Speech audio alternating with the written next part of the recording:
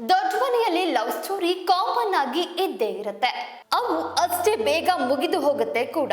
ಹಾಗೆ ರಕ್ಷಿತಾ ಶೆಟ್ಟಿನು ಗಿಲ್ಲಿ ನಟನ ಬಗ್ಗೆ ವಿಶೇಷ ಕಾಳಜಿ ಹೊಂದಿದ್ದಾರೆ. ಈಗ ಬದಲಾದಂತೆ ಕಾಣ್ತಾ ಇದೆ. ಪ್ರೀತಿ ಅರಳುವ ಮುನ್ನವೇ ಮುಗಿದು ಹೋಯ್ತಾ ಅನ್ನುವ ಡೌಟ್ ಶುರುವಾಗಿದೆ. ರಕ್ಷಿತಾ ಶೆಟ್ಟಿಗೆ ಅದೇನೋ ಲವ್. ಅಮ್ಮನ ತರಾನೇ ಗಿಲ್ಲಿ ನಟನನ್ನ ಕಾಳಜಿ ಮಾಡ್ತಾರೆ. ಗಿಲ್ಲಿ ನಟ ಎಲ್ಲರಂತೆ ಈ ಹುಡುಗಿಯ ಜೊತೆಗೂ ಕಾಮಿಡಿ ಮಾಡೋದು ಇದೆ. ನಂದಗೋಕುಲ ಸೀರಿಯಲ್ ಟೀಮ್ ಬಂದಾಗ ರಕ್ಷಿತಾ ಶೆಟ್ಟಿಗೆ ಒಂದು ಪ್ರಶ್ನೆಯನ್ನ ಕೇಳಲಾಗಿತ್ತು. ನೀನು ಮದುವೆ ಆಗುವ ಹುಡುಗ ಹೇಗೆ ಇರಬೇಕು ಅಂತ ಪ್ರಶ್ನೆ ಕೇಳಿದ್ರು. ಅದಕ್ಕೆ ರಕ್ಷಿತಾ ಉತ್ತರ ಕೊಟ್ಟಿದ್ರು. ಕಾಮಿಡಿ ಮಾಡ್ತಾನೆ ಇರಬೇಕು, ಹೀಗೆ ಆಗಾಗ ಹುಡಿತಾನೆ ಇರಬೇಕು ಅಂತ ಪಕ್ಕದಲ್ಲಿಯೇ ಇದ್ದ ಗಿಲ್ಲಿ ನಟನನ್ನ ಹೊಡೆದು ರಕ್ಷಿತಾ ಹೇಳಿದ್ರು. ಆದ್ರೆ ಇದೀಗ ಎಲ್ಲವೂ ಬದಲಾದಂತೆ ಇದೆ.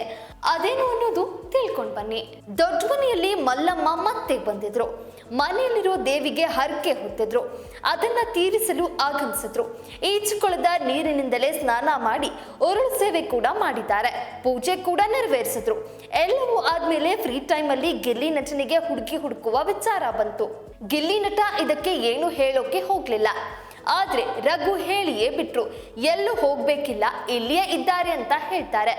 ಆಗಲೇ ಅಶ್ವಿನಿ ಗೌಡ ಇಲ್ಲಿ ರಕ್ಷಿತಾ ಶೆಟ್ಟಿಯನ್ನ ಛೇಡಿಸಿದ್ದಾರೆ. ರಕ್ಷಿತಾಗೆ ಕೇಳಿಯೇ ಬಿಡ್ತಾರೆ, ನೀನು ಇಷ್ಟಪಡೋ ಹುಡುಗ ಗಿಲ್ಲಿ ಅಲ್ವಾ ಅಂದಾಗ, ಅಲ್ಲ ಗಿಲ್ಲಿ ನಟ ಅಲ್ಲ, ಗಿಲ್ಲಿ ನಟನ ತರದ ಹುಡುಗ ಅಂತಲೇ ರಕ್ಷಿತಾ ಶೆಟ್ಟಿ ಹೇಳ್ತಾರೆ. ಅಲ್ಲಿಗೆ ಇಲ್ಲಿವರೆಗೂ ಗಿಲ್ಲಿ ನಟನ ಬಗ್ಗೆ ಆಸಕ್ತಿ ತೋರಿದ ರಕ್ಷಿತಾ ಶೆಟ್ಟಿ ಮನಸ್ಸು ಚೇಂಜ್ ಮಾಡಿದರೆ ಅನ್ನಿಸ್ತಿದೆ. ಗಿಲ್ಲಿ ನಟನ ಬಗ್ಗೆ ಸಾಕಷ್ಟು ಆಸಕ್ತಿ ಹೊಂದಿದ ರಕ್ಷಿತಾ ಶೆಟ್ಟಿ ಈಗ ಮನಸ್ಸು ಬದಲಿಸಿದಂತೇನೆ ಇದೆ. ಗಿಲ್ಲಿಗೆ ಐ ಲವ್ ಯು ಅಂತ ಹೇಳೋದು ಒಂದೇ ಬಾಕಿ ನೋಡಿ. ಆ ರೀತಿನೇ ರಕ್ಷಿತಾ ಶೆಟ್ಟಿ ತಮ್ಮ ಮನದ ಮಾತುಗಳನ್ನ ಗಿಲ್ಲಿಯಲ್ಲಿ ಹೇಳ್ಕೊಂಡೇ ಬಂದಿದ್ದಾರೆ.